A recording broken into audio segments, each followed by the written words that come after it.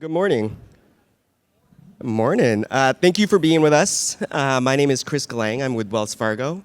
I'm joined by Mark Pinsky here today, and we're just going to be talking about the state of CDFIs and why they're important to our communities. This is going to be a two-parter. So Mark and I will take the first half, and then we'll bring up the leaders from CDFI Friendly for the second half to talk about their work. But we just wanted to get started with just a brief conversation about CDFIs, what they are, how Wells Fargo supports them, and sort of our history with it. But a little bit about myself before I turn over to Mark. But I've worked with Wells Fargo for 18 years. I jokingly say it was my just for now job after college. And 18 years later, here I am. But I've spent the majority of that time in small business. And my education about CDFIs came about just 5 years ago during the pandemic. Wells Fargo had announced a $420 million fund to give back into the communities to help small businesses, and the majority of that money went to CDFIs. And so we had an opportunity to also connect our customers to the network of CDFIs, and the business problem that I was asked to solve was, how do we compliantly connect Wells Fargo's customers to the network of CDFIs? And so as part of that work, we launched a platform called the Small Business Resource Navigator. One of the most important lessons that I learned in that experience was that majority of small businesses did not know what a CDFI was and what resources were available right in their backyard. And so every time I talk to a small business owner, or one of our bankers talks to a small business owner, they are just amazed by the resources available to them.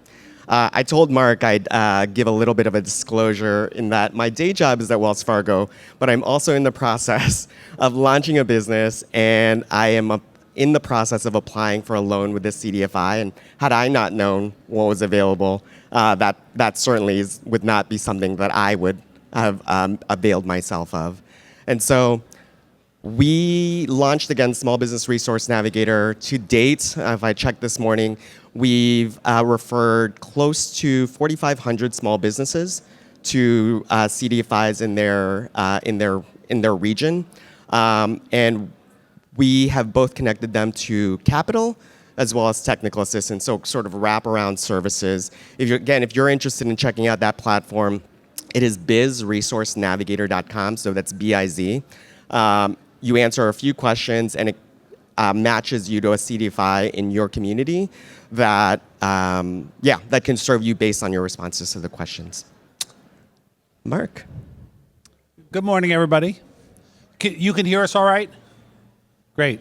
I'm Mark Pinsky. I am the founder and president of something called CDFI Friendly America, and we're going to talk a little bit more about that later, the second part of the program.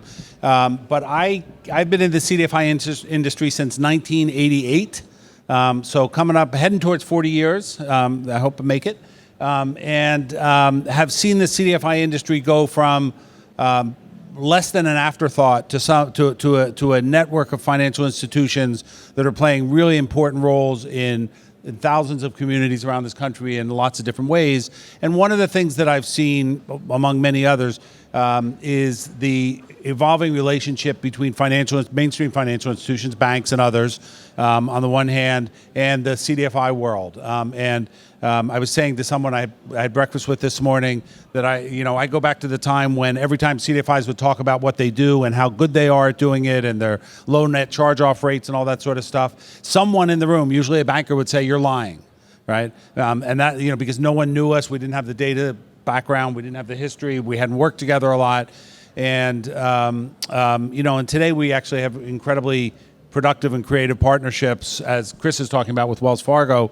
And as long as we're doing full disclosure, I have a two-part full disclosure. The first is that I happen to know that the CDFI that Chris is working at is one where my daughter works. So it gets really close.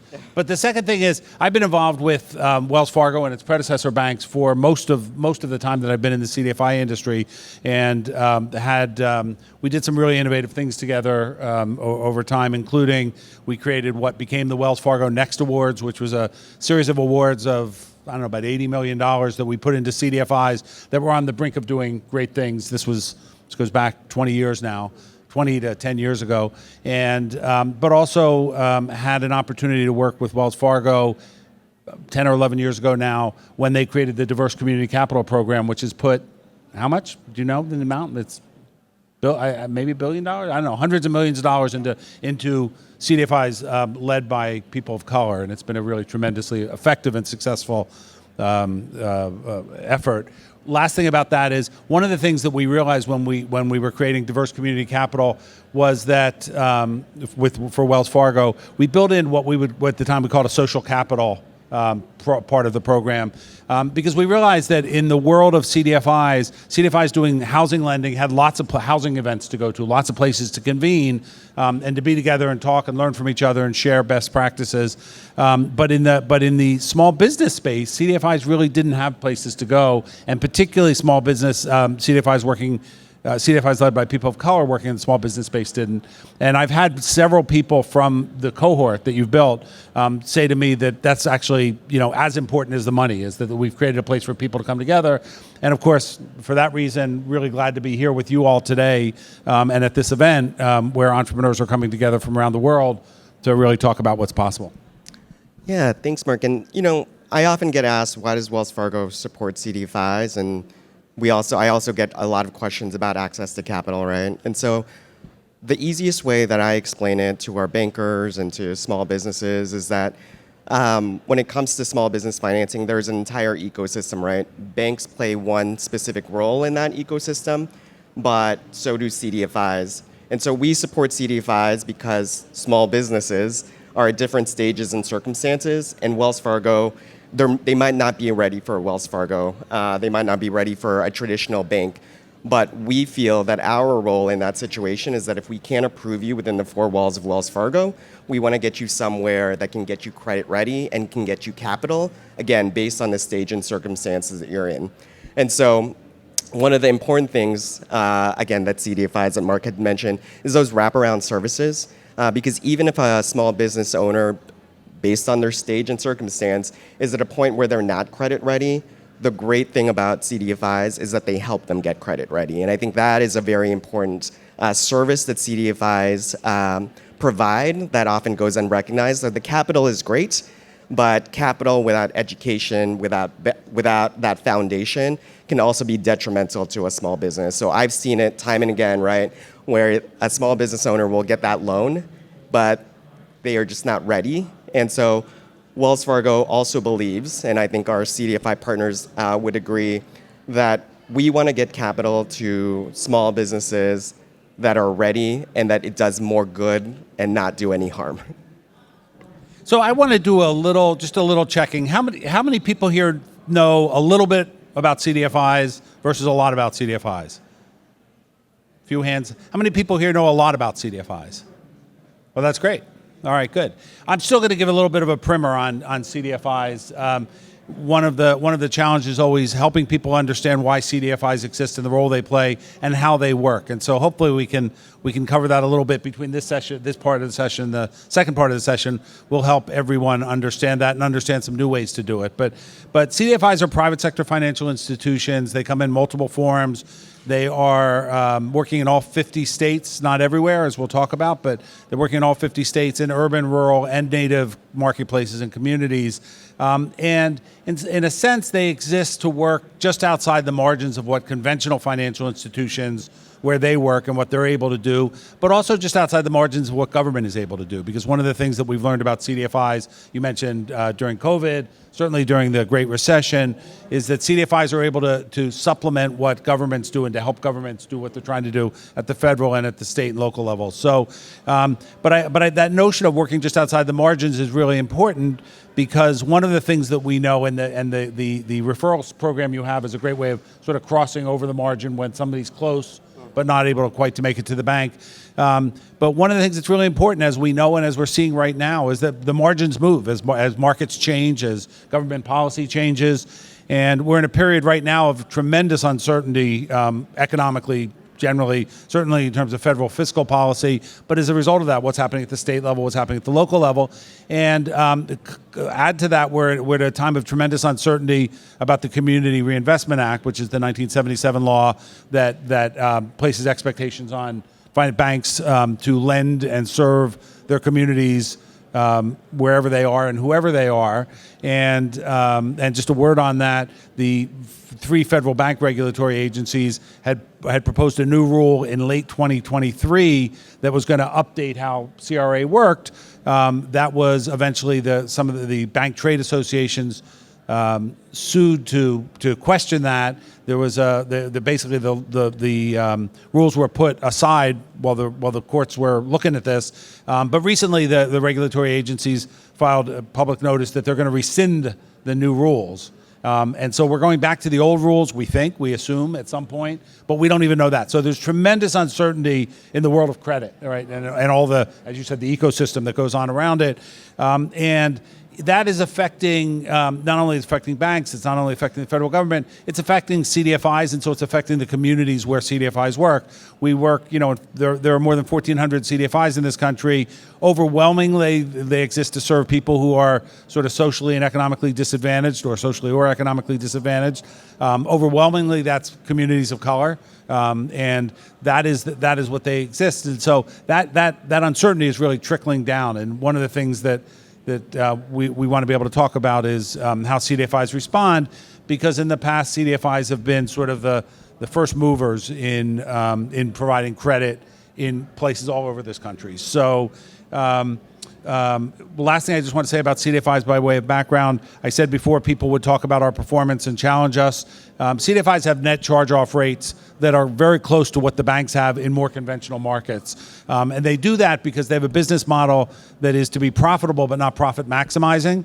And so they're willing to give up some of that profit margin in order to do the things you're talking about, Chris. Build the ecosystem, provide the training, get the credit readiness, do technical assistance after loans are made, to help people sort of perform and build their capacity. And of course, most CDFIs are looking then to graduate their customers eventually, hopefully sooner rather than later, to the Wells Fargos of the world, where they can grow and prosper. So.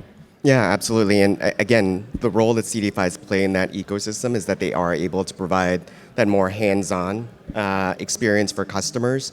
I've known CDFIs that will walk a customer through the application page by page, call them when a payment is coming due, have a conversation if the small business owner can't make that payment, and figure out a way to make sure that it doesn't damage their business, but they remain up to date and in good standing. And so again, one of the things that I think the industry is facing right now, maybe the greatest threat right now, is just the uncertainty of what is going to happen, whether it is to the CDFI fund, whether it is the economy. I think uncertainty is the biggest thing. And so when I talk to CDFIs and their CEOs, you probably all know most CDFIs are not depository institutions. So unlike banks, right, they don't take $1 in deposits and then turn that into lending. And so we have a lot of conversations around liquidity. Last year, we launched a pilot with 4 CDFIs in California to figure out how Wells Fargo could support the liquidity needs of CDFIs. The fund that we set aside would purchase up to 80% of any loan asset on the book of a CDFI if they originated a qualifying loan. And so we're learning a lot from that. Stay tuned, because we are taking the learnings from that program and hope to make an announcement about the next iteration of that. But we're really trying to figure out, again, Wells Fargo believes that CDFIs just play such an important role, and we want to make sure that they remain solvent and strong, because they operate in communities and in ways that Wells Fargo can't. And again, it's all about supporting the ecosystem and not. Wells Fargo, I think what you're taking away from this, Wells Fargo does not see CDFIs as competition. We serve the same customers, but at different places in the small business owner's journey. And so we want to be a part of that solution to keep them in the communities and have them keep doing all of the great things that they do that, again, Wells Fargo or another bank can't. One of the things that's happened as CDFI and Wells and other bank relationships have grown is that they become advocates together. They work together for communities, not always, right? And that's changing right now in a lot overall in the banking system. I mentioned the Community Reinvestment Act. Not clear how that's going to impact what banks are expected to do with CDFIs or in their communities in general. But one of the things that I've observed, being sort of a veteran in the CDFI industry, is that most CDFIs today are led by and are staffed by people who've never been through CDFI hard times, right? I mean, it's been an incredible ride. The CDFI industry has grown on average about 30% a year for the last 40 years. It's been an incredible growth in response to incredible need. And I think that we're entering a period now where that growth is certainly going to slow down for the foreseeable future for the next few years. But a lot of folks, the CDFI fund, a word about CDFI fund. CDFI fund was created in 1994 by Congress, signed into law by President Clinton. It was his initiative and his sort of baby. And it has provided investments into CDFIs in different ways through different programs, growing number of programs, and as well as provided debt to CDFIs for now, for 30 plus years. And that's been a major driver of CDFI activity and CDFI views of the future, right? As long as CDFI fund's there, it's a competitive program, so there's no guarantee you're going to get funded by it. But as long as it's there, there's some capital for growth.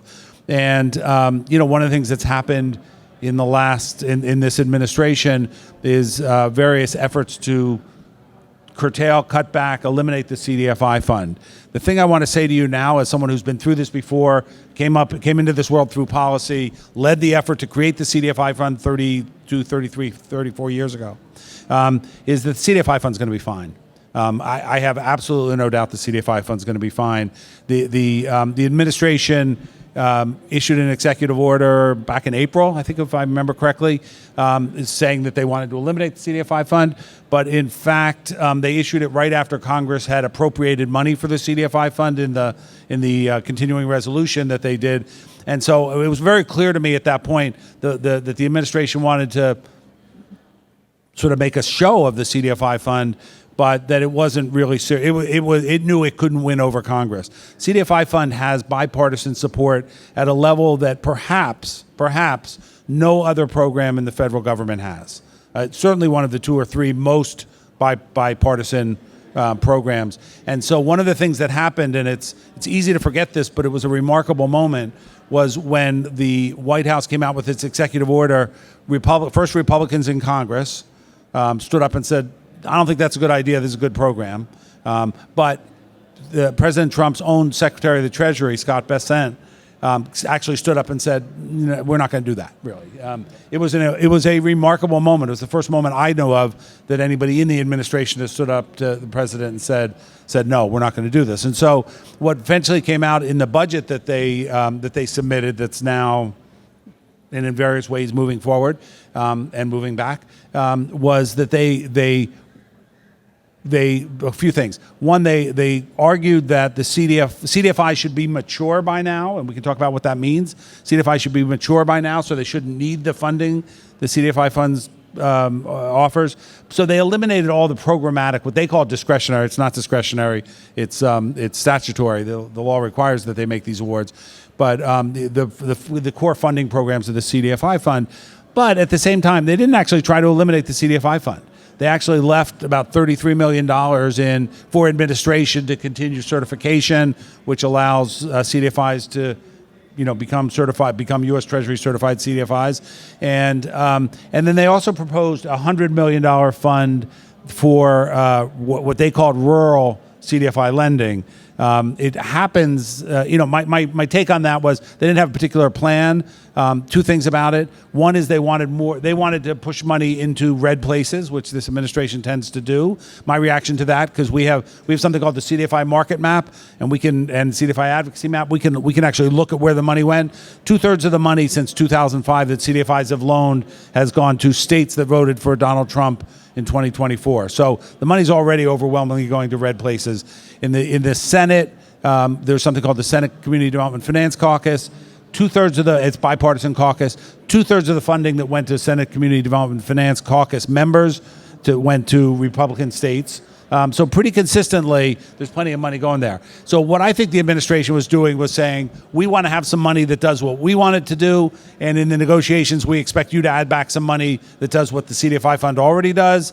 And so I think we're going to end up, last year the CDFI fund appropriations was, John, I think it was about $300 million, is that right? And I think it's going to be about $300 million, again, just slightly different programmatic activities. So CDFIs are resilient, CDFIs are here to stay. My main reason for saying that is CDFIs are a little bit in shock right now at the sort of the threat. They're not used to this. They're not used to being challenged.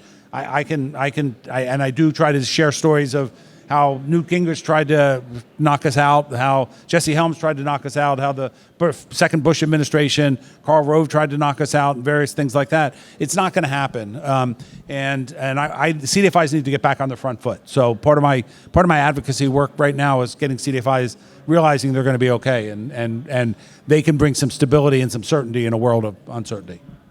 And Mark gives a lot of certainty to the industry, just being such a veteran, to hear that the CDFI fund is going to be fine. I can tell you, when I hear that it gives me some comfort as well.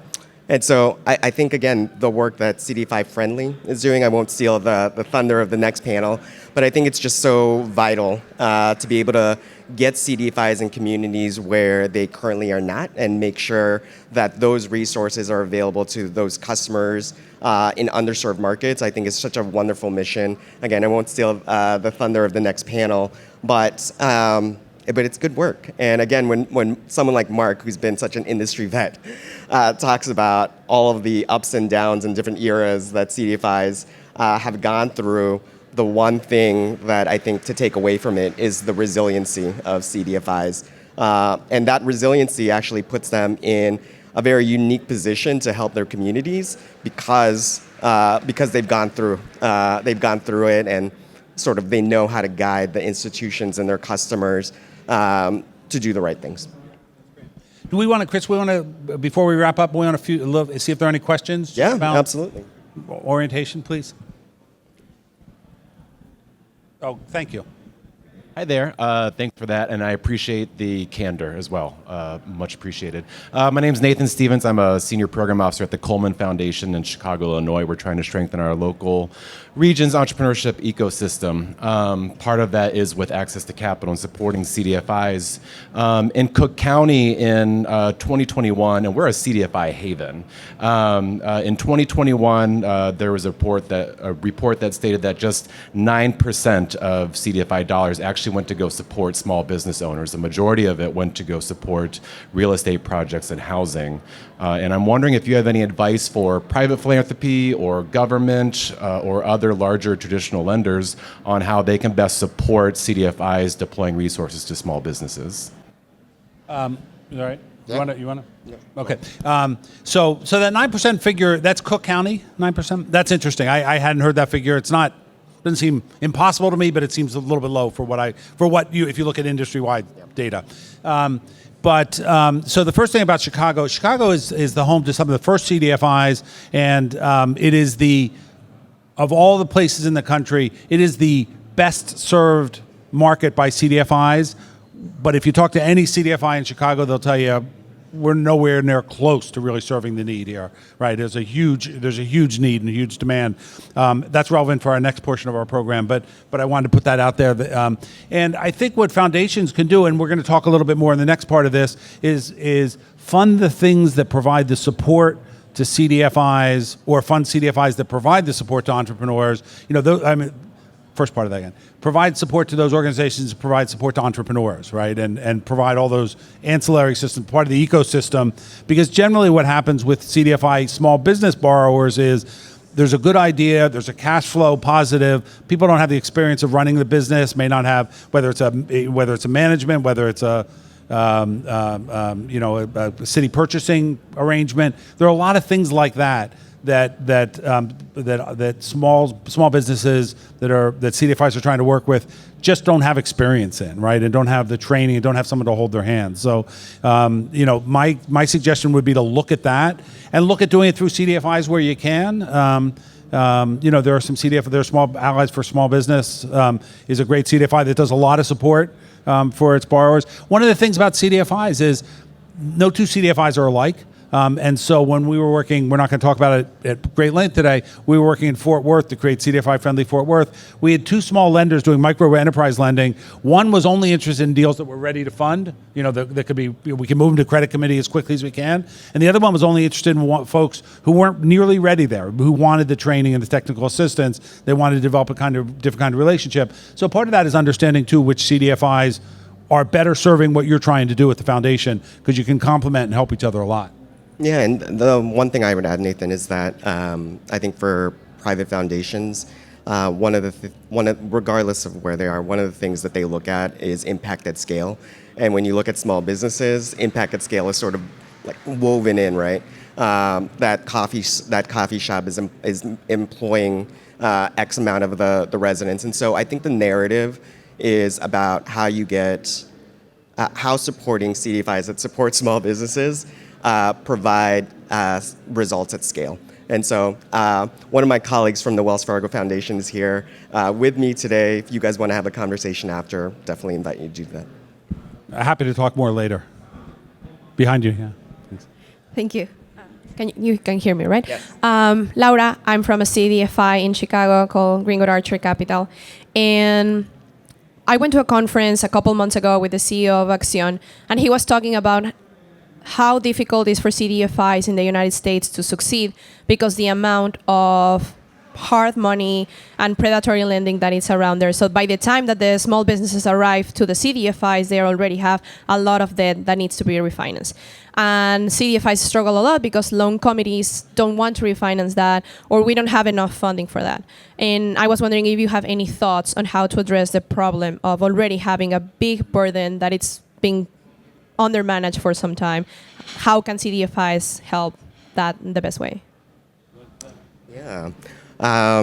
Yes, very good question. I think one of the reasons why we launched the Small Business Resource Navigator was to address things like that, because some of it is just customer education, right? Small businesses, if they're declined at a Wells Fargo or any other big bank, that financing need doesn't go away, so they end up going sort of the path of least resistance, is what I've seen. But I think customer education is going to be sort of first and foremost the answer to that. And so we talk about the responsible lending options that are available to small businesses. It's not an overnight cure, obviously, but I think education is the best sort of remedy to making sure that small businesses are aware of all the offerings in the ecosystem to avoid the predatory lending that they might go to. Unfortunately, we see that more often than we'd like, but I think initiatives around educating customers around their options is probably what I would say is a focus for Wells Fargo, and definitely a focus since probably more so in the pandemic, post-pandemic, around educating customers around the services of CDFIs. Great, thanks. First of all, welcome from Greenwood Archer. We also have CDFI Friendly Tulsa, so we've worked on Black Wall Street and with great success. So I like the connection to Greenwood and Archer. And Greenwood Archer is the main intersection in Black Wall Street, for those people who don't know. This is a huge problem, right? I mean, the rise of predatory lenders, payday lenders, online lenders, because they're really good at marketing, much better than CDFIs are, right? So we'd like to get them to your platform, but they're getting distracted. And there was a lot of research a few years ago when this problem first came up by a couple of the Federal Reserve banks and a couple of banks that successful entrepreneurs have about 3 hours out of a year to think about their financing, their credit and their financing needs, right? They're so busy trying to make their business successful. So they're particularly vulnerable to someone that hits their inbox at just the wrong moment or just the right moment in some way. It's usually probably a Sunday afternoon at 5 o'clock or something, but that's the time they've allocated to think about it. And these online lenders and payday lenders are very, very, very good at what I consider selling a scam. And some of them charge, just to be clear, some of them charge 200, 300% interest APR. It's outrageous, and there aren't sufficient protections against it. There are going to be less protections against it now, particularly with the demise demise of some of the federal programs. Having said that, I think there are a lot of CDFIs that have come together to try to sort of figure out how to mount some resistance to that. A lot of them are involved with you or with Wells, not you personally. And I think that the challenge there is to try to get out in the public space and be advocates for the entrepreneurs, as every CDFI should be, advocates for its borrowers, and to be public advocates for its entrepreneurs. And there will be pushback, there will be blowback. But I think that's a really critical role for CDFIs to play, is to champion its customers. So I think that's something. Again, we can talk more about it as it comes up, but it's a really serious problem. Last thing I'll say, because it's relevant to the times, is CDFIs. In really good times, CDFIs don't have to worry too much. We have enough money to refinance somebody there if we want to do that. Not everybody wants to make the predatory lender whole, but to do that and to do these new ideas that are coming up over here. In times when money becomes tighter and markets become less certain, CDFIs face hard choices. Do I do this or do I do that? I can't do them both. And so part of that is making sure there's capital available to CDFIs to increase their ability to do that, and making sure through the CDFI fund and other means that there is equity capital available so that they can manage the risk effectively going forward. So, yeah. One last question, and then we'll move on. Yeah. He already has the mic, so. And sorry to monopolize. Terrence Johnson, Executive Director, I agree with Archer Capital as well. Oh, great. So it's great to hear you say that, the CDFIs aren't going to go anywhere with this administration. However, that probably doesn't mean that they're not going to continue to try to come at us. Should we change how we talk about the work that we do, even though the work is going to stay the same because we're serving the communities that we serve? Do we need to think about the way that we talk about it so that we don't become targets? So go right to the point. Language that seems to be acceptable in this administration is to identify people who are socially and economically disadvantaged. That language doesn't sound like DEI, right? I hope, personally, it is prioritizing communities and people of color, but so that language is the language in terms of just talking differently about it. I think that language, at least for now, is acceptable. It might not be when we've done this session. I have no idea, but I think that it's all the more important that a couple things, that CDFIs go deeper in making the case for what they're doing, right? So I mentioned that one of the things we've created is the CDFI Advocacy Map. CDFI Advocacy Map allows folks to look at a granular census tract level data at the lending that's getting done in their communities, whether it's by their CDFI or some other CDFI. And we need to arm our elected officials with that information because we have great stories. They're amazing stories. These are heroic stories again and again and again and again. And they're great and they're wonderful. And we got to go further. We've got to step up our game as CDFIs in how we make our case. Last thing I just want to say about that is when we were developing the CDFI market map and realizing this issue was, this is after there have been lawsuits filed against some CDFIs for basically for affirmative action in the wake of the Harvard affirmative action ruling of 3-4 years ago now. And one of the things we did was we at CDFI Friendly America did a correlation study to look at what the correlation is between indicators of economic distress determined by CDFI fund qualified investment areas on the one hand. To be a qualified investment area, you have to have indicators of high economic distress and race. And guess what? Surprise, high correlation, right? And so there's a way to make the case without making a race-based case. I'm not saying you shouldn't because I think we should try to do that. But without making a race-based case, there are data now that can make you say we're attacking economic distress. We're attacking the things that are true there. And in most cases, not all cases, most places and not all places, that means you're going to work in communities of color and create benefit for communities of color. So does that answer your question? It does. Oh, Thank you. Okay, one last question, then we're going to break, really, because I have my panelists here. All right, thank you. First, I'm a founder, and I'm so glad I came to this breakout session and not the other one I was going to go to. What types of questions should we be asking when we're searching for a CDFI? How do we know that we've got the right match for what we're looking for as a founder? Yeah, I'll start. With our Small Business Resource Navigator, it's about 15 questions. that really help curate a match between a CDFI. But I think I would start from what you are looking for versus looking for questions to ask the CDFI, if that makes sense.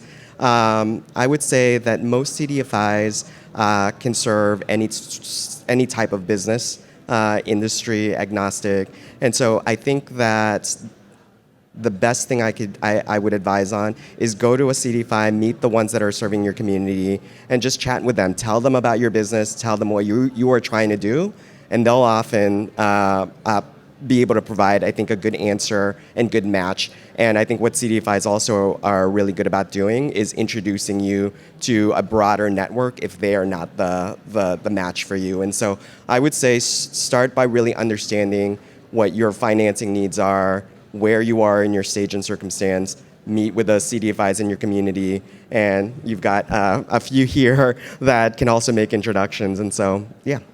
My short answer is make sure you wouldn't be where you are if you weren't aggressive about getting what you need. Yeah. Make sure you get what you need, right? Go out, be really clear about what you need. As Chris said, really important thing. CDFI, one of the extraordinary things about the CDFI industry, was true 35, 40 years ago, it's true now, is how much candor you'll get, how much transparency, and how much collaboration.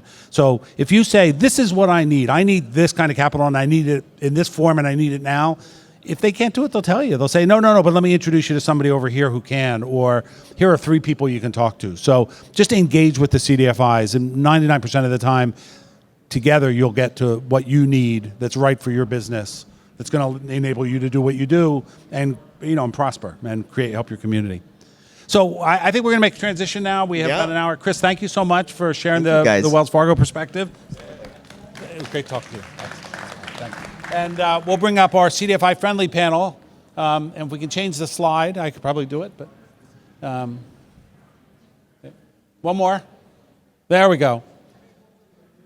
So what we're going to do, thanks, Sam.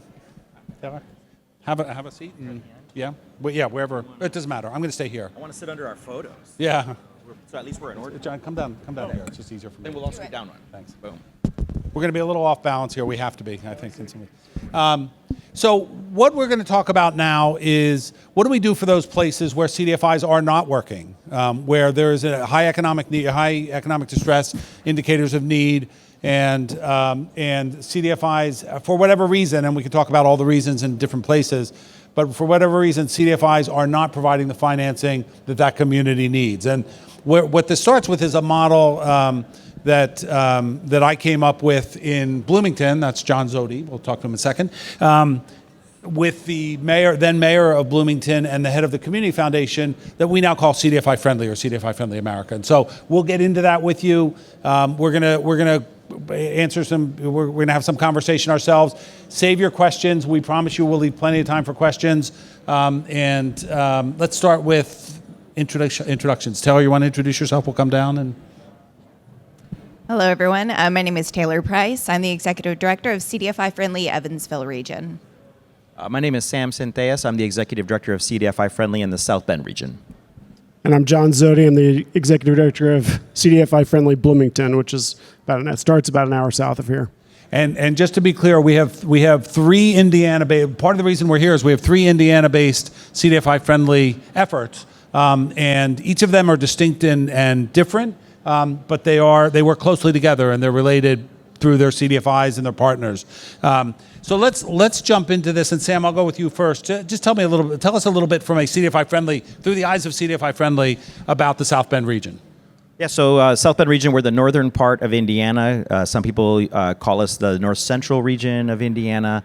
But South Bend was a market that was poorly served by CDFIs. And so I actually worked locally for a Latino community center there. I'm a Latino immigrant.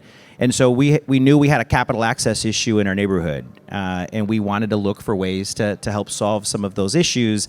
And this is where we got connected to this model. Our mayor at the time was connected with the mayor in Bloomington. And the thought process evolved around South Bend is a city of 100,000 people. So it's big enough to need things, but small enough to not necessarily need our own thing. And so could this CDFI friendly model be something that could work to create a hub to bring activity for CDFI investment to our area? And we're a unique market where our counties tend to be primarily rural. We're northern Indiana. And so it was a great way for us to evaluate a model like this, and a group of community leaders came together to say, like, let's start another CDFI friendly region here in Indiana. And let me do a quick follow-up, which is we started in South Bend. There was originally South Bend and South Bend only. You then started working in Elkhart to the east, right? And have now moved to the north into Michigan. So just say a little bit about how that evolved and And so the growth, I always say capital access can't have boundaries, right? And so I couldn't have a business, Michigan is 8 miles away from me. So I couldn't have a business in Michigan reach out and I'm like, yeah, well, I can't drive 11 minutes to get to you. And so we knew we wanted to do that. And for us, it was also looking at the areas that had extremely low CDFI investment. Elkhart, which is the largest city to the east of us, it's about half the size of South Bend. Per capita, actually, it was less than $1. So we always say it was $0 per person. In the city of Elkhart, we're getting investment from CDFI. So we knew we had to work in that market. So we have some restrictions. I can't go everywhere, right? I had a business from Kansas reach out to me somehow on my website the other day. I'm like, that's a longer drive than to Niles, Michigan for me. But we do want to help make connections and create that way that we can collaborate as a community. And we wanted to make sure we were able to meet those needs and be a connector throughout the region. One of the data points we start with and we use, and I switched to this so you can see these 3 places, is lending by CDFIs per capita over an extended period of time, which is our way of sort of knowing that. The key figure to know here is that that you see at the bottom is the national level. That national level continues to go up. The national average continues to go up, and that's sort of the test against or where we aspire to in some ways. But you get a sense that when we came in there at each of these places, that it was the CDFI lending history was low. Taylor, tell us a little bit about Evansville region, which again you all started out with a region in multi-state and did what Sam got to. Yeah. So after learning about Bloomington and South Bend's success, Evansville, we decided that we wanted to become a CDFI friendly hub through some efforts of some of our local political and just community members who got the effort started, and we are so thankful for it. We are a big community of mostly entrepreneurs, but we are trying to improve our work that we do in affordable housing. So that's been a really big push of ours over the last year. Talk about your geography, because it's a... Yeah. So I cover Evansville, but I also cover 13 counties, including Southeast Illinois and Henderson, Kentucky. So I could name them all. No, I don't mean that. We couldn't even keep them straight when we were trying to track them. So right, I always end up throwing some in there that don't belong, and I'm like, wait, what? Yeah, it's great. So John, talk a little bit about CDFI Friendly Bloomington, and again, expanded geography over time. Sure. So as I mentioned, Bloomington is 50 miles south of Indianapolis. Our region is 13 counties as well. We start about 30 minutes south of here, all the way down to the Ohio River. Bloomington, if you don't know Bloomington, it's the home campus of Indiana University, which is about half of the population most of the year. So 85,000 people live in Bloomington. We are the largest city in that region I mentioned by about 55,000, right? The next biggest city is somewhere in the 20s. And so you have a county, Monroe County is where Bloomington is. Outside of that is very rural. And when we talk about the region, I think one of the great things about how CDFI friendly that model started, and it started in Bloomington because our mayor came into office and said, we have this housing problem here with affordability. Let's figure out how to fill these investment gaps. Got together with the Community Foundation of Bloomington and Monroe County and figured out how to incorporate the CDFI investment gaps into a regional strategy that is very active. So in Indiana, we have economic development regions, and there's all kinds of stuff I won't go into about that. But we are a partnering organization with the Community Foundation and also with a regional community economic development group. We all work out of the same office. We're able to sort of, when you talk about ecosystems, which is why we're here at this session, we have a community economic development ecosystem around those 11 or 13 counties. We also have the third largest naval installation in the country, if I'm not mistaken. Crane Naval Systems You wouldn't think that a naval installation exists, the third largest in southern Indiana, but in fact, we do have a large naval installation in Martin County, Indiana. So you wouldn't think that, but it's one of the largest employers in the state. And so building that ecosystem around community and economic development, there was a clear role and a clear gap for CDFI investment to fill a role in that region. And so it was really a good opportunity to create this model in that part of the state. So I want to talk more about ecosystems with everybody here in 1 second. I just want a little historical tidbit. This is for you, John, as much as for anybody. But in fact, when Mayor Hamilton, no longer mayor, Mayor Hamilton, who was an old friend of mine as it happened, was elected mayor, he called me up and said, not talking about housing, he said, I promised I was going to create a small business loan fund in Bloomington, and can you help me? And we talked about it. We talked about the size of the market, and we agreed it wasn't sustainable. Per a market of 85,000 people wasn't going to sustain it. We came around, we settled on the CDFI Friendly idea. But one of the things that's really important about that is that he could have readily, he had started CDFIs before, he could have readily started a small business loan fund, and it would have been useful. But in fact, once we really got into the market and started talking about it, affordable housing became the bigger need. Not that there isn't a need for small business.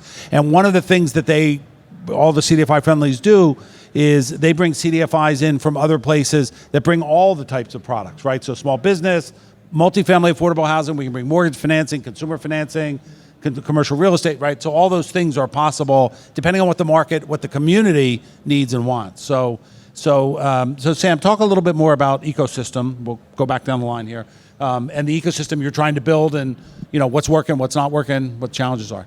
Yeah, so, and one maybe using a question from earlier, an example. So one of the things that we had originally really wanted to do in South Bend and working with our mayor was to do some small business lending. And so one of the things that I would share, our focus was to work with small business lenders. We worked to bring lenders from Allies from Community Business. I'm going to use them as an example. Out of Chicago has been one we've worked with, connecting with other ones here in Indiana, national ones. Small business lending is a really small dollar amount. So for us, the highest volume of our lending has been small business lending. And I'm going to give some very general numbers for Allies, one of our big partners. So their max loan is $100,000. Their average loan is about $10,000. It takes a lot of $10,000 loans to get you to one big housing development. And so our biggest dollar volume is in the housing market. So I'll talk a little bit about our ecosystem and some of the things that we've helped develop related to that. Our work is focused on being, I think we've used the term hub, right? Being a hub and how we connect. So our role locally is to meet somebody, understand their capital needs. What are you looking to do? Do you need this? Do you need that? Do you need housing dollars, small business dollars, venture capital? What is that? We can figure out, is there a CDFI that fits that need, that can serve our market and make that connection? Or is there something else you need? Or the same side could be, what type of technical assistance are you looking for? And does that already exist, or do we need to help create that, or need to make that connection? So part of our job as a hub is we're a dot connector. So we'll connect with somebody, we try to understand, and then we try to get them somewhere good. And that we really want to be more than just a referral, right? And so referrals are important, but we don't just want to be, we met you, you're a small business, go here. But we want to understand, what stage are you, what are you trying to do, and maybe sometimes the best supports could be a city program. Most of us have great relationships with our mayors. I will talk about, right, CDFIs are supported federally, but really what happens, the most important things that happen for us is at the local level. It's shaking hands with a mayor, with different community leaders, your Chamber of Commerce. And so we want to be that hub that helps connect those things. And Mark made that comment earlier in the session around entrepreneurs don't also always know where those things are, or know how to access them, or have the time to access them. And so we're able to do those things because they're repeatable for us. So I've made an introduction to the code enforcement department for several of my developers. I know who that guy is in the city of South Bend, and I can say, you need to meet this person to help you with this project that you're trying to look at. So because we're doing these repeatable things over and over again, we're able to help somebody who might only ever have to do that once, to do that thing, to move their business to the next level as part of a whole hub. Taylor, you're a year plus into operations in Evansville, right? About a year and a half, yeah. Yeah, and so one of the things you discovered, I think, is as you started looking at how do you help small businesses, is the need for technical assistance. So talk a little bit about that ecosystem that you're trying to sort of build out, so that for the entrepreneurs. Yeah. So I would say the biggest barrier for entrepreneurs, it's not innovation. It's certainly not hustle. But it is a system that kind of gets to decide who the players are and who the players aren't. And so we are working to sort of rewrite that narrative to help people who have been socioeconomically disadvantaged to be on the same level as everyone else. So we are actually implementing a program called Jumpstart. There is one here in Indianapolis. There's one in Gary. It's a program that started in Philadelphia, and it is a program that trains people with very little to no experience in development, specifically affordable housing, how to be successful affordable housing developers. All the curriculum is taught by different subject matter experts in areas like zoning, permitting, sheriff's sale. How do you select a general contractor?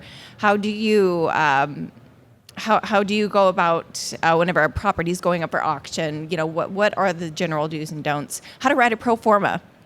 That in and of itself is an entire session.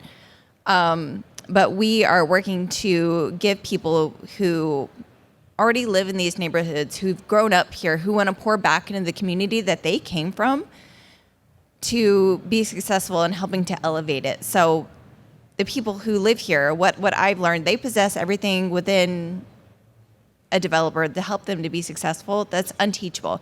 They have the drive, they have the gumption, they certainly have the passion, but they lack the technical education of how to really get that career path off the ground. So after graduates go through the program, they're going to be paired up with seasoned mentors who are developers who have projects already under their belt. So it's not just, we're giving you all this education, now go, fly. We're helping them by pairing them up with people. And I'm also sort of on the back end trying to get funding to help fund some initial projects, because that's another really big need that existing developer trainings have. So one of the things I hope you're hearing in all this is the social capital factor, the matchmaking that happens. That's what CDFI Friendly hubs are doing. They're making matches, and they're making matches not just on the capital side, but on the TA side and on other sides. And one of the things that I'll say, because you may know it already, but it's worth saying, is that most of the time borrowers from CDFIs have, for one reason or another, either haven't been able to get access to mainstream capital, have had bad experiences with mainstream financial institutions, or know someone who has, or faced outright discrimination. And so part of this is you have what I think of as sort of shy borrowers or discouraged borrowers, right? And so they're not, they need someone to hold their hand and tell them it's going to be okay. And they have good reason to be wary. And CDFIs are just another set of letters to them, and so they don't necessarily know what that is. So that trust factor comes in too. So John, I want to talk a little bit about in Bloomington, and as we said, housing is a huge need. You've done some really innovative things. But talk about the infrastructure you've been able to build around sort of affordable workforce housing and maybe a little bit of the background about some of the university housing and how that's affected Sure. things. So as I said, Bloomington's a college town of 85,000. When I mentioned that regionalism and sort of that cohesion that exists around different organizations, there's a regional housing study that was commissioned by one of those partnering organizations, Regional Opportunity Initiatives, that calls for 16,000 more housing units in that 11 county region. We serve 2 extra counties, just as a note. And so there is this data-driven strategy behind how do we get this region all moving in the same direction.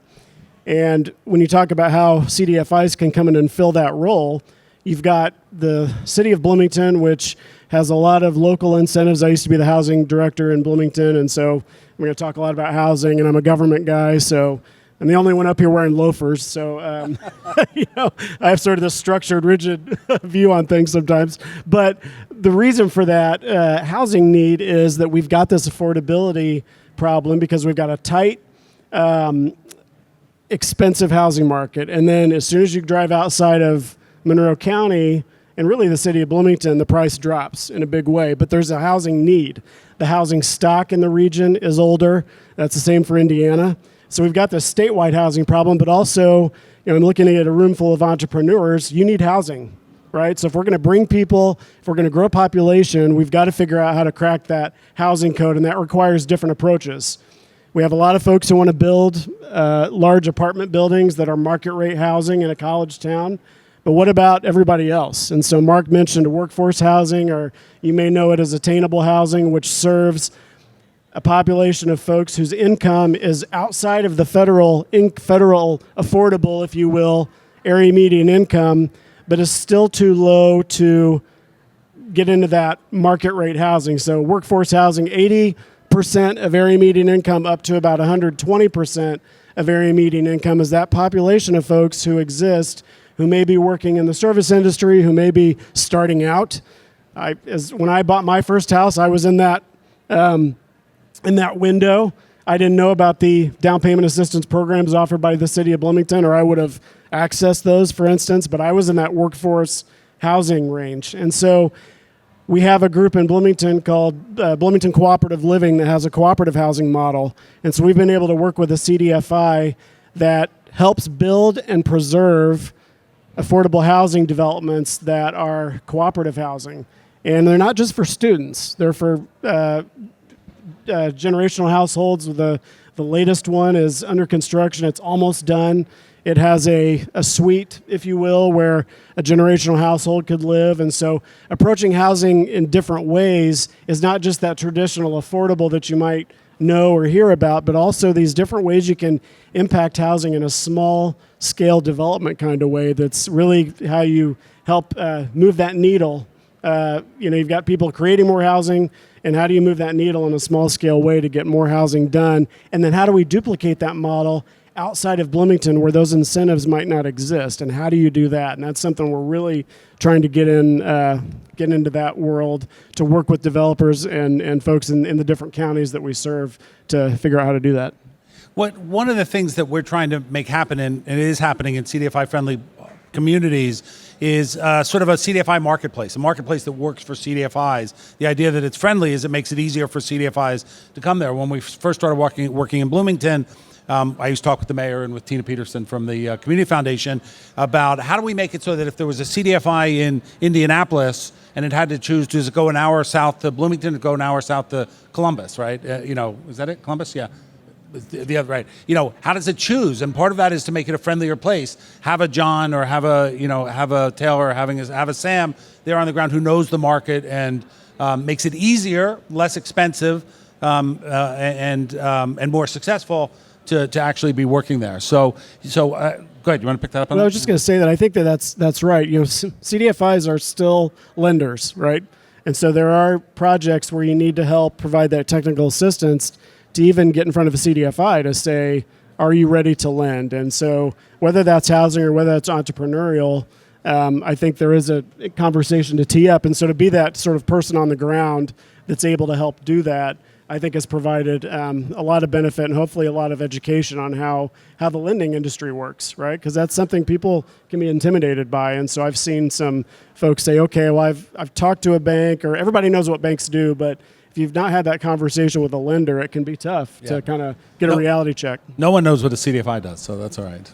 But let's talk about CDFIs, because that's really what we're here to. Sam, talk a little bit about what you've learned working with CDFIs. Maybe mention some of and names are okay. Mention some specific deals you've done and how you've worked with them. Things that stand out for you as things to build on. And then Taylor will ask the same thing of you. Yeah, so one that's been really interesting that we've enjoyed and has been a relationship with Scenair, which is an affordable housing-focused CDFI. And so not one of the original intentional areas, right? We talked about really focusing on small business, but this came up that we needed capital in our community to help revitalize some of our formerly redline neighborhoods, and that's an issue that is near to our heart, and as an organization that cares about community development, and so we work with Scenair to help bring lines of credit to emergent developers in our community. We were connecting them to technical assistance, and so the story to share for us is that it's more than just making the connection. So I've met a handful of young up and coming developers who wanted to get involved in working in their neighborhood. One of them was a young Latino guy named Tony that I worked with, who's like, I want to buy the block where I grew up. He's like, we always waited right where Notre Dame is in South Bend, and so the areas around Notre Dame have been improved by big developers in the city and other places. Not every neighborhood got that same attention, and so Tony said he'd always waited for somebody to come to develop his neighborhood, and he said, and that someone's going to be me. So we were able to get him entry capital to do that. Scenair does lines of credit to developers to do affordable housing. Being a local hyper person, right? So we're able to know some of the local issues. We knew that ultimately he was facing an appraisal gap issue on his exit, right, to these developments. And so we were once again, as a local hub, able to connect to go, okay, well, we got CDFI entry capital, we're facing an appraisal issue. What do we need to do in either the real estate market, working with appraisals, like what can we do? And luckily, we do have Notre Dame as a great resource in our community, working with a retired finance professor and this young guy named Tony, who's like, I want this to work like this. We worked out a collaborative way for us to work with our city and a local foundation to be able to put up a program that we call Alternative Equity, where we're helping fill that appraisal gap for the developer to be able to get his development done and then to move to the next one. So it helps us to continue to cycle, where in another environment, potentially they would have run out of room. They would have done a couple lines of credit, done a couple developments, and then not able to keep moving. And so we were able to then help remove that barrier and keep that cycle moving. And so that's something that we were able to develop in our community because we have all those hub partners. We knew the funders, we knew the lenders, we knew the developers, we knew the market need. And it was, for us, a matter of connecting all those dots and making those deals be able to continue to happen in our community. And part of what we hope to do long term is to replicate that. I grew up in the Saginaw Flint area of Michigan. Our real estate's almost the same as South Bend, Indiana's, right? Former auto towns. And so how do we then help other communities continue to do the same? And Sam, one thing I don't want to lose, I may be wrong about this, but I think that was the first line of credit that Sinair did. It was one of the first ones they did, and they did it because of the trust that you brought together, right? You were able to convene various players of trust. Yeah, very good. So it was the smallest line of credit they'd ever done. Was to actually, Tony, who was also the youngest guy that had ever done a line of credit with them. But we developed a relationship with Top Keith at Sinair. I'll use names. He's going to be around here, I think, a little bit. And we had been sending him deals. We were working with developers in South Bend. We have a really good ecosystem to support developers. I'm glad you're creating one in Evansville. And so it was a way that then when we fed this deal up to Sinair, they were like, we're gonna bet on your borrower. And because we know they've been through the program and they've got local supports and they're going to get this done. And then they continue to bet on our borrowers because we continue to help move barriers out of their way as best we can in partnership. Taylor, let's talk a little bit about Evansville, maybe IFF, but others if you want to, about how you're working with them to sort of build the sort of the marketplace for them and to build the ecosystem around what they're doing. For IFF specifically? Yeah, or you can talk about anybody. We were talking about the IFF last night. So. Yeah. So IFF, they are a CDFI. They specialize in lending to nonprofits and helping them build community centers or any other kind of structure or programming. We helped a local nonprofit, the Dream Center, to purchase 2 or 3 dilapidated homes in the neighborhood that they serve so that they could rehabilitate them for families that live in the neighborhood. And helping people get in connection with IFF, I've been able to sit down with nonprofits and different nonprofits that are like, all right, we want to do affordable housing for this. And I'm like, all right, that's awesome. We need to talk to IFF. And then I speak to another nonprofit that says, well, we want to do affordable housing for this. And in my brain, I'm thinking, all right, there is a way in which we can marry these two ideas together and work all together as one to accomplish the same thing. So now I'm working with 2 different nonprofits and a housing developer to create a very niche and innovative sort of a social construct, putting together housing for adults with disabilities and women who are exiting domestic violence shelters so that they have somewhere to go that's just not back to their abusers. And so we're really excited about putting that together. But in spreading the word about IFF and getting them more involved in the Evansville region is just getting more in touch with our nonprofits in that space and understanding what their needs are. Thank you. I'm going to go back here just for a second. This illustration shows sort of the overall way, big, high, top-level way things work. At the right there, you see a little thing called the Capital Enhancement Fund, which is we did this first in Bloomington, you've done it now, Sam, in South Bend. We encourage the CDFI Friendly Hub organization to create a small revolving loan fund that amounts to local skin in the game. It can be creative, it can be flexible, but the idea is if you're lending, and John, I'm going to ask you to talk a little bit more about the cooperative housing stuff. If you're lending with, as John will, if your lender is in Boston and not coming to Bloomington, they want to know there's somebody in Bloomington who has some risk in the deal, and they want to understand it because it becomes a risk mitigant for them. In addition, an accelerator to be able to do more, as Sam was saying. So can I ask you to talk a little bit about how that worked with them? Sure. So, as Mark mentioned, the cooperative housing that I talked about earlier, that I want to just emphasize that creating affordable housing is important, but also preserving affordable housing. Preserving housing is really important. Rehabbing buildings. The first project that was done with the CDFI called Local Enterprise Assistance Fund, or LEAF. They are based in Boston. They are sort of nationwide. Was a dilapidated former residence in one of Bloomington's historic neighborhoods.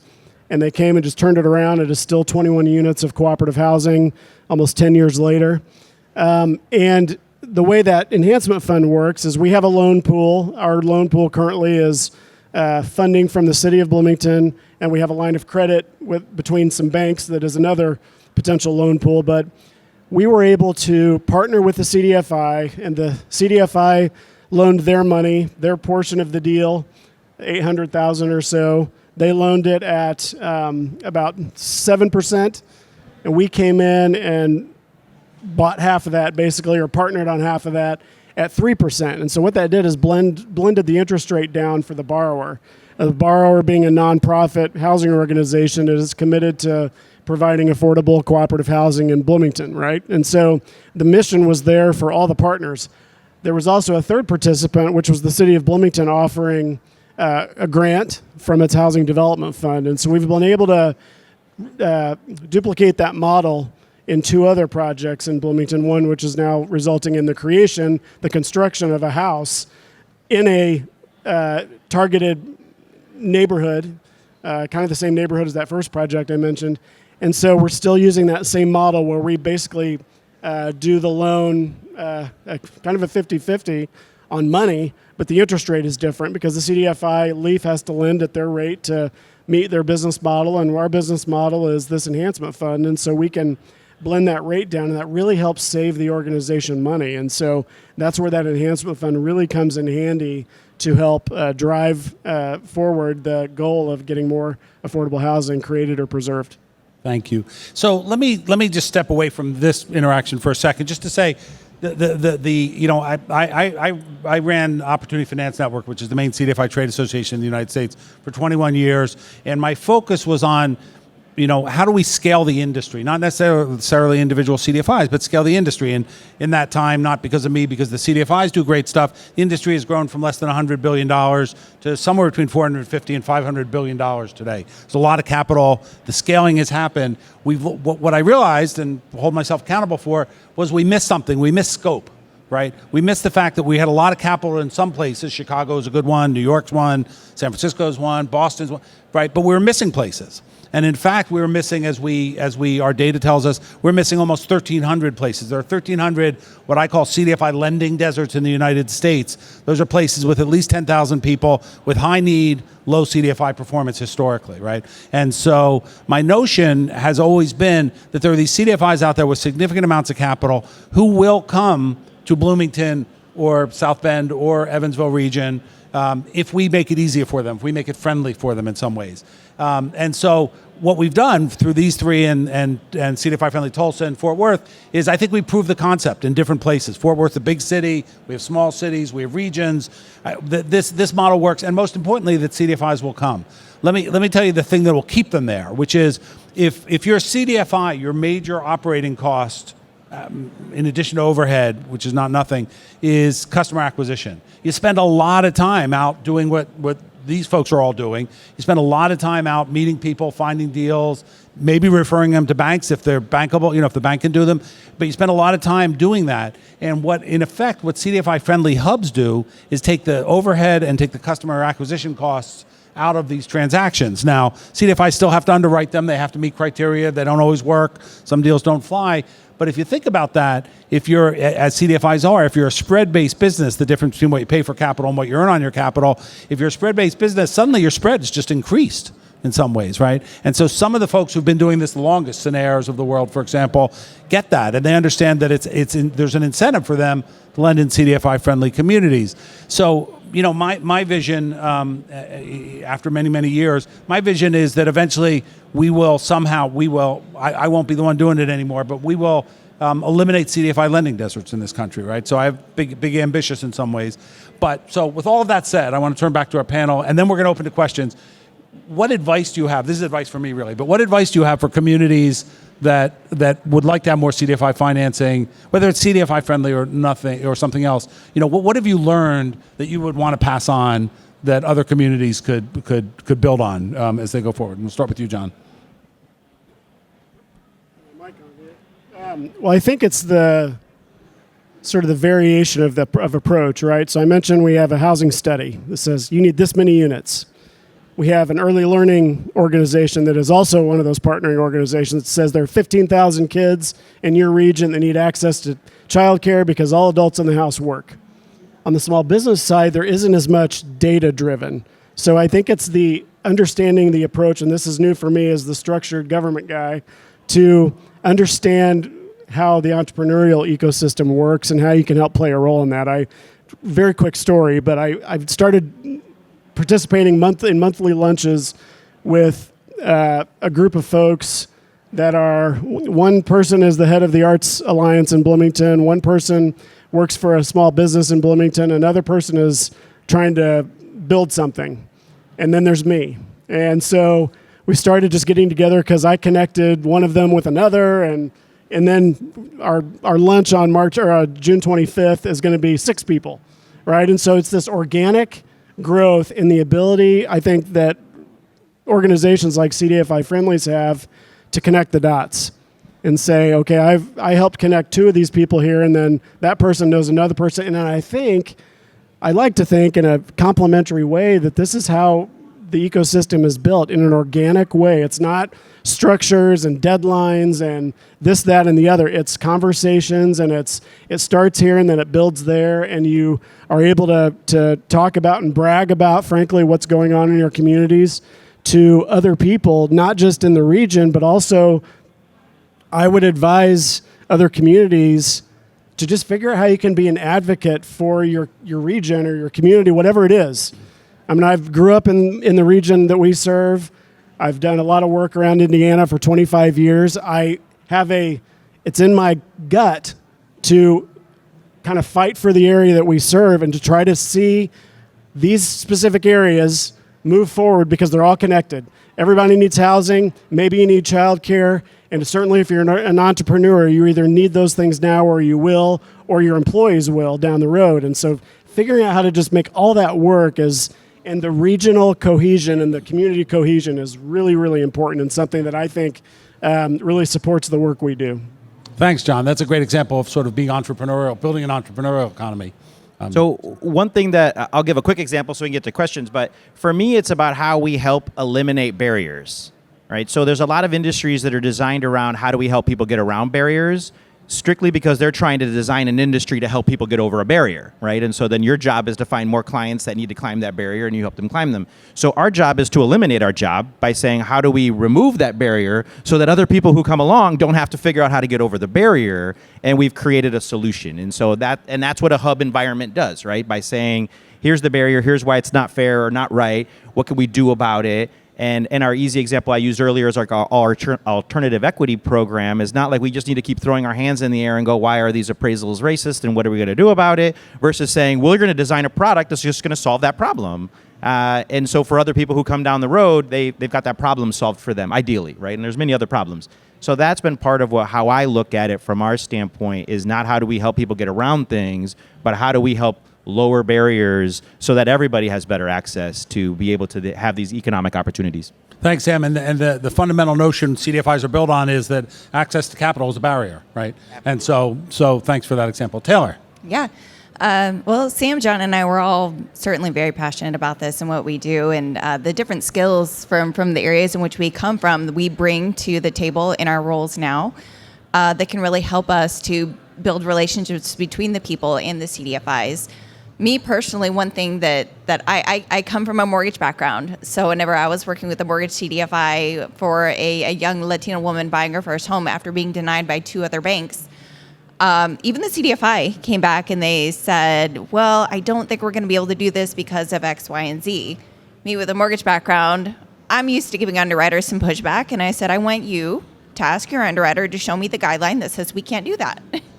And sure enough, a couple days later, they were like, yeah, we can do this. So I think just having people with diverse backgrounds working and helping to manage those CDFI friendly hubs makes a big difference. And also just the fact that CDFIs offer technical assistance. If you come from a city or a region that does not have a small business development center or does not have a SCORE or any of those other kind of technical assistance, CDFIs do. They will work with a small business owner, entrepreneur at any stage of their business. And so that's just something that they bring to the table. Thank you, Taylor. Thank you all. A couple things before we go to questions. The slide, we need to go through all the slides. The slides are going to be available on the Gen website after this event, we're told. Or if you reach out to any of us, but it's easiest if you reach out to me, we'll get you a copy of the slides if you want to see them. We have the contact information here, obviously, for our panelists. And let's see if we have some questions. We have some time for some questions. They think they're having fun out there. We're having more fun in here. But are there questions for our panel?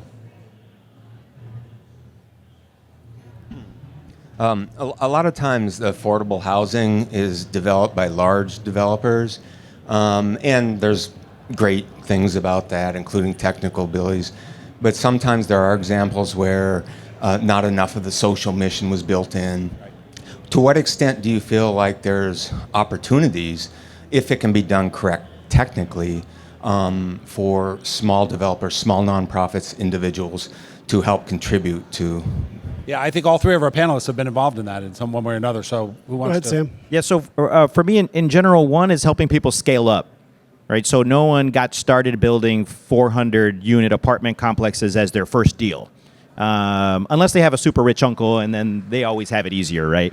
But in general, you've got to start with, I bought a duplex, and then I did this, and then I built, and I've got an example in our region with a young developer that we've been working with, who he actually, while he was working for a bank, actually bought a duplex just to live in because he knew it was a smart business idea. And then the duplex next to him went for sale. He heard about this job that I had gotten, and I knew him from a previous life, and he goes, how do I buy that duplex next to me? And I was like, well, I think I got a solution for you. And then it was, how do I buy the next and the next?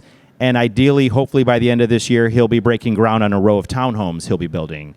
And so it is helping someone scaffold and scale to get to that point. I can't emphasize enough technical assistance, of course, to get people to that level as well, to help grow, and getting people to mentor together to do that work. So I think it's a little bit of both. And then also that capital will change in those ranges, right? The loan to buy your first duplex that you're going to renovate and rent, versus getting a loan to be able to construct a row of townhomes in town is a different process, and something that's also different for us, right? I'm not a lender in that capacity. We're not a lender. We're an intermediary. So then going, for here, you need to talk to these folks. For here, you need to talk to these folks.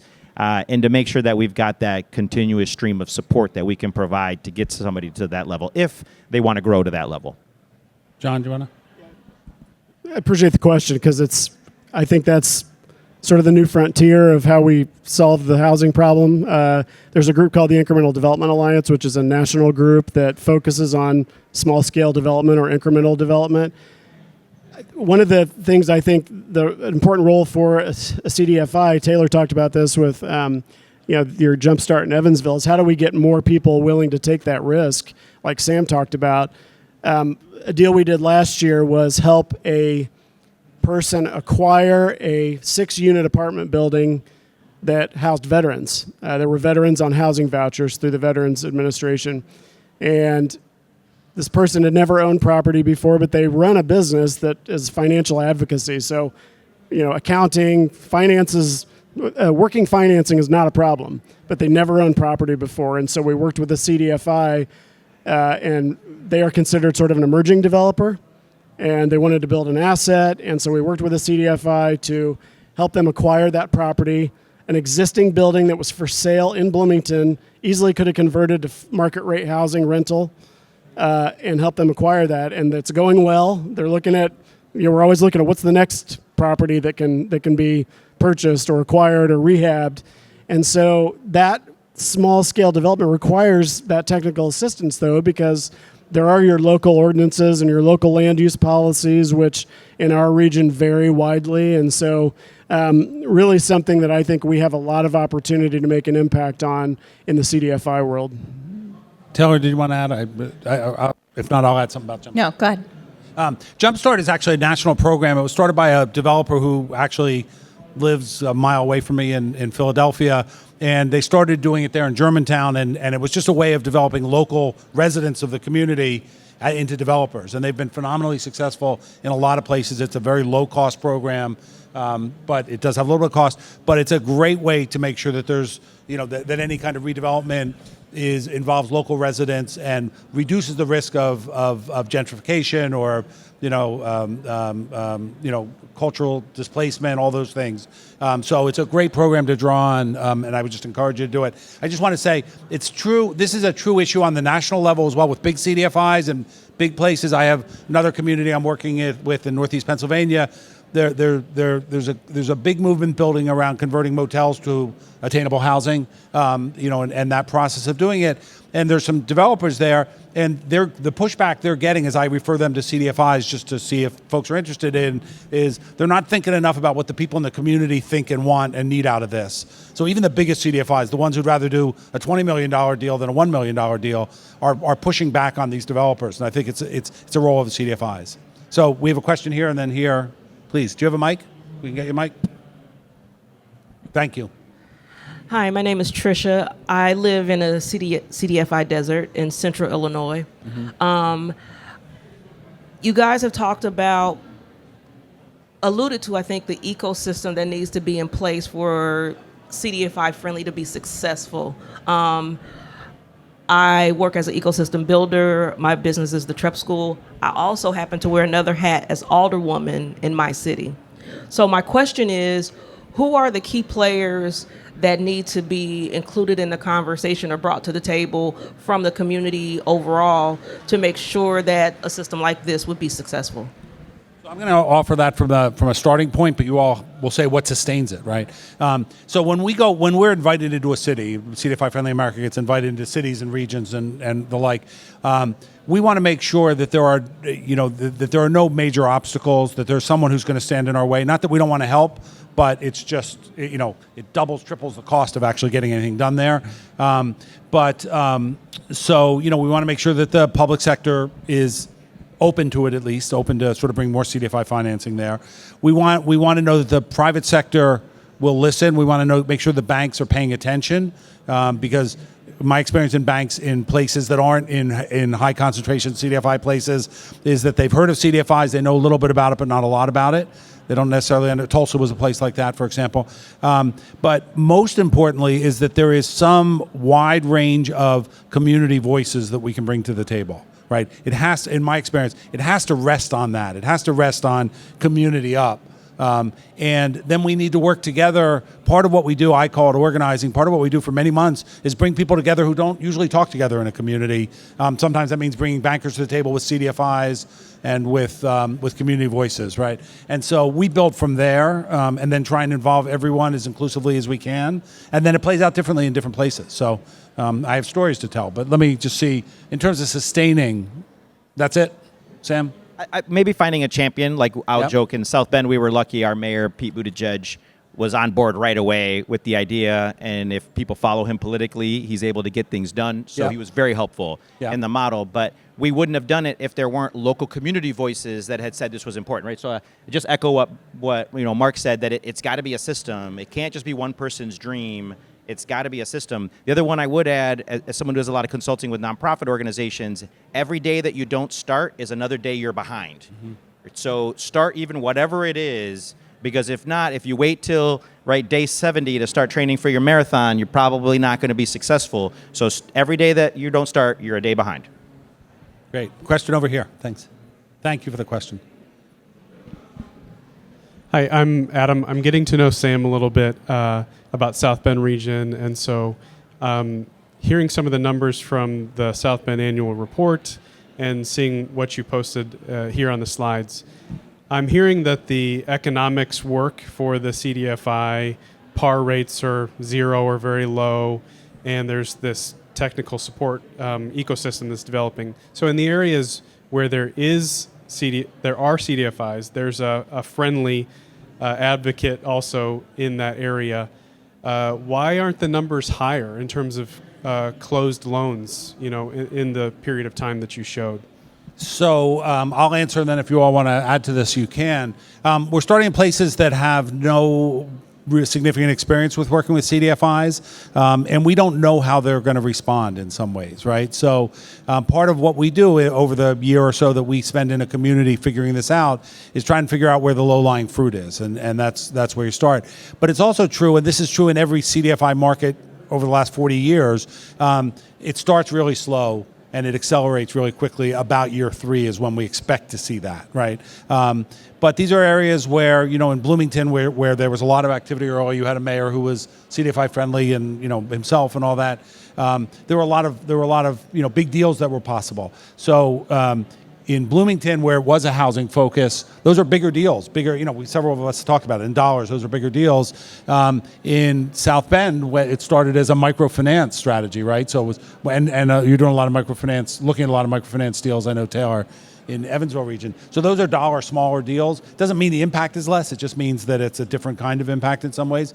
But we'll see. And in Tulsa, where I could go on for days talking about the barriers and the access to capital for Black residents and Latino residents of Tulsa, it's extraordinary. I'm a white guy, so I shouldn't be so surprised. But the demand there is high. They have over $100 million. They have about $120 million in a pipeline about a year and almost 2 years in. So there's a lot of activity there.